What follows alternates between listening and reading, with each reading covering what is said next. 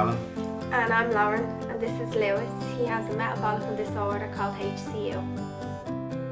He's always smiling, he's full of energy. He's a good boy. It was a big shock when Lewis was born. It was all went well. So when we were like, alright Gran, we're home now, let's start being parents. And then to be Lewis was then admitted into hospital for two weeks.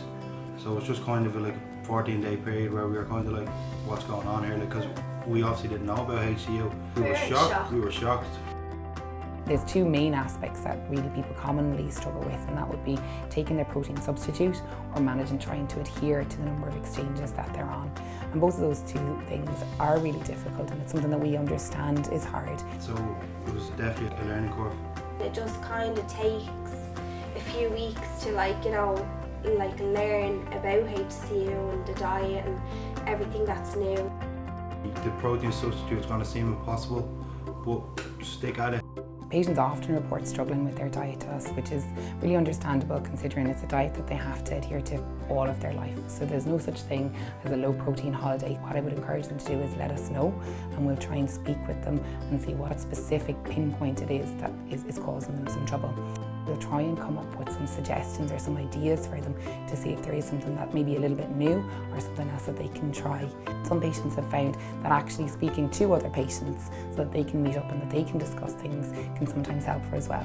We have a great relationship with the dietitian. Like, we do the bloods on a Tuesday, and they'd ask me like how Lewis is, how's he doing during the week with his protein substitute. If I had any problems, I just ring the dietitian, they get back to me. We joined groups on Facebook and stuff with other kids with HCU, and there's a couple of members on it that are always putting up like dishes that they cook, and they always break it up, how many exchanges are in it. Good sport. There's a lot of knowledgeable people on it.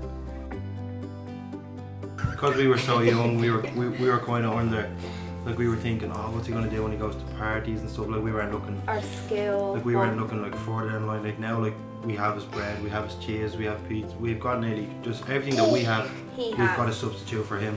We'll always try to tell the family and the parents that this diagnosis has been made now at birth, and that they're really, having this diagnosis now as opposed to in years down the line is better for them. He had a party in play school. He got a bike. Did you get a bike off for your birthday? Yes, a baba. And a baba. I just brought in like stuff that the other kids could eat, and then special stuff that Lewis could have.